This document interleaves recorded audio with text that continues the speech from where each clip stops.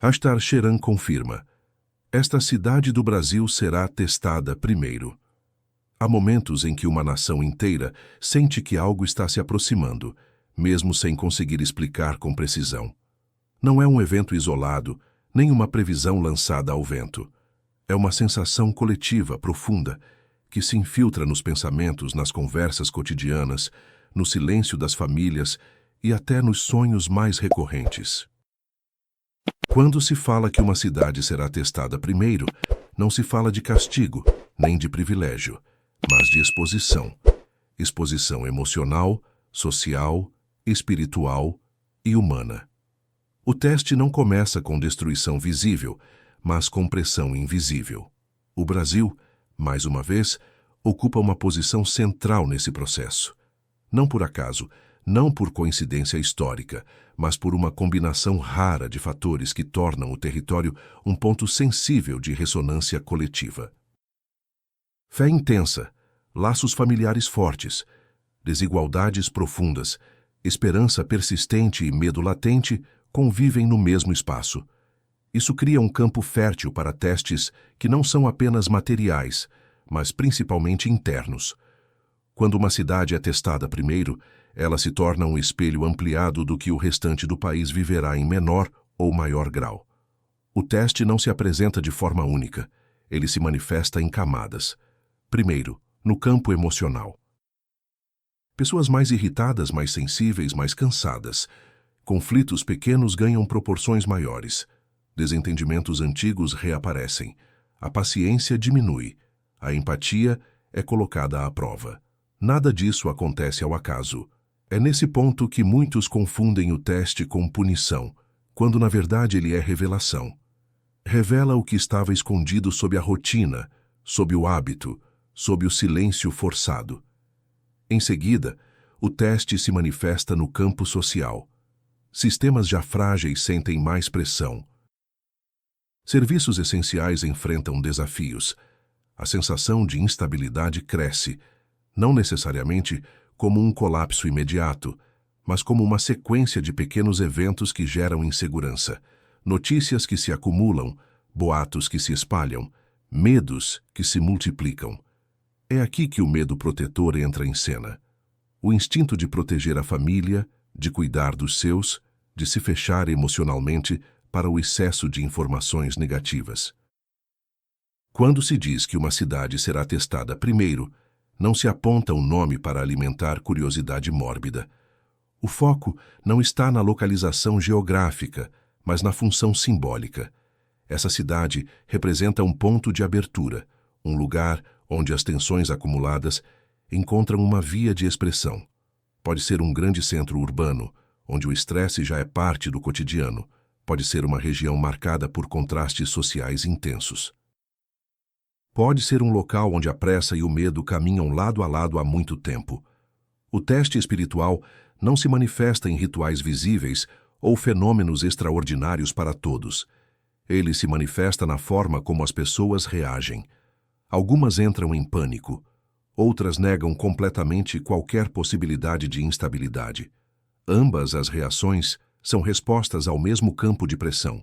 A diferença está na consciência. A negação não protege, o pânico enfraquece, o equilíbrio fortalece. É isso que está sendo observado, não apenas por forças invisíveis, mas pelo próprio movimento da consciência coletiva. Há quem espere sinais grandiosos, algo que chame a atenção de todos ao mesmo tempo. Mas a história mostra que os maiores testes começam de forma silenciosa. Uma sequência de decisões mal tomadas, um aumento gradual da intolerância, um cansaço emocional que se espalha como neblina. A cidade testada primeiro sente isso com mais intensidade. Não porque seja pior, mas porque está mais exposta. Funciona como um sensor avançado do que pode se expandir se não houver ajuste. O Brasil, nesse contexto, não está sendo abandonado, mas observado em sua capacidade de resposta. A resposta não é militar nem política, é humana. Como as pessoas cuidam umas das outras quando o medo cresce. Como as famílias se organizam quando a sensação de insegurança aparece. Como a fé se manifesta quando não há respostas prontas? O teste revela a qualidade dos vínculos, não a força das estruturas.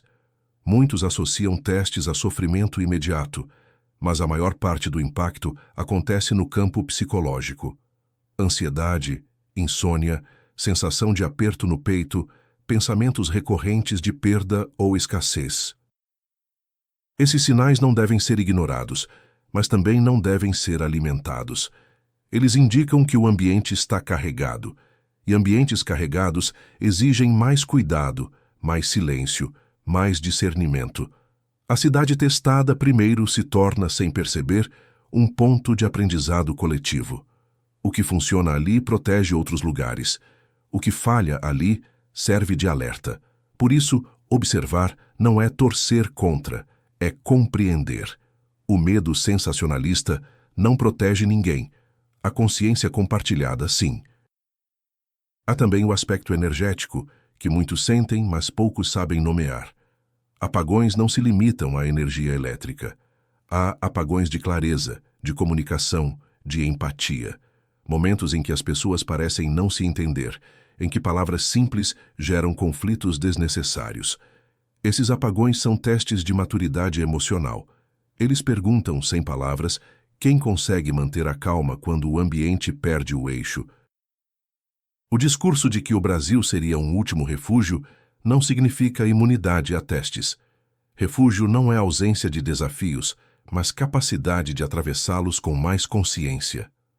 Uma cidade testada primeiro não está sendo descartada, mas convidada a ajustar. Ajustar hábitos, relações, expectativas. Ajustar a forma como se lida com o medo e com a informação. A informação, aliás, é um dos grandes pontos do teste. O excesso de notícias alarmistas enfraquece mais do que fortalece. O teste separa quem se alimenta do pânico de quem escolhe filtrar. Proteger a família, nesse contexto, significa também proteger o ambiente emocional do lar. Escolher o que entra pela porta, pela tela, pela conversa. Muitas famílias sentirão vontade de se recolher mais. Outras buscarão respostas externas de forma compulsiva. Nenhum extremo é saudável. O equilíbrio pede atenção sem obsessão, cuidado sem paranoia. A cidade testada primeiro amplifica esses extremos, mostrando os riscos de ambos. O teste também toca a espiritualidade prática, não aquela baseada em discursos elevados, mas aquela vivida no cotidiano. Como se trata o vizinho? Como se reage a uma notícia ruim? Como se fala com os filhos sobre medo e segurança? Essas atitudes constroem um campo de proteção real, muito mais eficaz do que qualquer palavra vazia. Quando se fala em aviso não evitável, não se fala de destino fechado, fala-se de processo necessário. Alguns ajustes precisam acontecer porque o acúmulo chegou ao limite. Evitar o processo é impossível. Atravessá-lo com consciência é escolha. A cidade testada primeiro mostra o caminho, ainda que de forma dolorosa para alguns. É importante compreender que testes não escolhem vítimas, escolhem contextos. Contextos onde há muita tensão acumulada, pouca escuta, excesso de cobrança. Esses contextos pedem pausa, pedem revisão, pedem cuidado. Quem entende isso, reduz o impacto. Quem ignora, amplifica. O medo protetor, quando bem compreendido, é saudável. Ele alerta para o cuidado, não para o desespero. Ele convida a verificar portas, rotinas, diálogos. Ele lembra da importância da família como núcleo de estabilidade. Mas quando o medo se torna dominante, ele adoece. O teste observa exatamente esse limite. Há também um chamado à responsabilidade individual. Não adianta esperar que a cidade resolva tudo. Cada pessoa compõe o campo coletivo. Cada reação contribui. Cada palavra pesa. Cada escolha importa. O teste começa no indivíduo e se reflete no coletivo. A cidade testada primeiro pode sentir um peso maior, mas também carrega uma oportunidade maior de ajuste.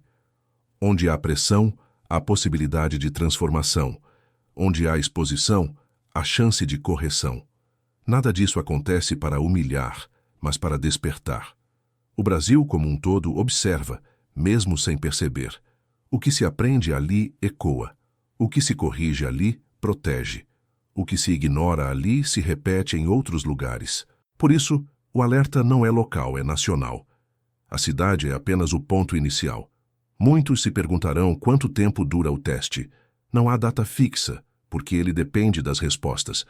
Testes se encerram quando o aprendizado acontece, quando o cuidado aumenta, quando a consciência se eleva. Enquanto houver resistência, o processo se prolonga. Proteger a família nesse cenário é manter o diálogo aberto, reduzir conflitos desnecessários, fortalecer vínculos. É lembrar que segurança não vem apenas de fora, mas do ambiente que se constrói dentro de casa. É escolher palavras com mais cuidado. É oferecer presença em vez de respostas prontas. O teste não exige heroísmo, exige humanidade. Exige reconhecer limites, pedir ajuda, desacelerar quando possível. Exige confiar mais no silêncio do que no barulho. A cidade testada primeiro sentirá isso com mais clareza, mas todos serão tocados de alguma forma. Este alerta não existe para gerar medo, mas para despertar atenção. Atenção às emoções, aos vínculos, às escolhas diárias. A cidade testada primeiro não é um sinal de fim, mas de começo. Começo de ajustes que, se bem conduzidos, fortalecem o coletivo. O Brasil não está sozinho nesse processo, mas tem um papel singular. Um papel que exige maturidade emocional mais do que força bruta. Um papel que pede união mais do que divisão. Um papel que se constrói no cotidiano, não nos discursos. Se este aviso chegou até você, não é para criar ansiedade, mas lucidez. Observe, cuide, ajuste. Não alimente o pânico, mas também não ignore os sinais. A cidade testada primeiro mostra o que pode acontecer quando o cuidado é adiado. Aprender com isso é a verdadeira proteção. No fim, o teste não pergunta onde você mora, mas como você reage. Não pergunta o que você acredita, mas como você vive. Não pergunta o que você teme, mas o que você escolhe fazer com esse medo. É aí que o verdadeiro destino se define, não apenas para uma cidade, mas para todo um país.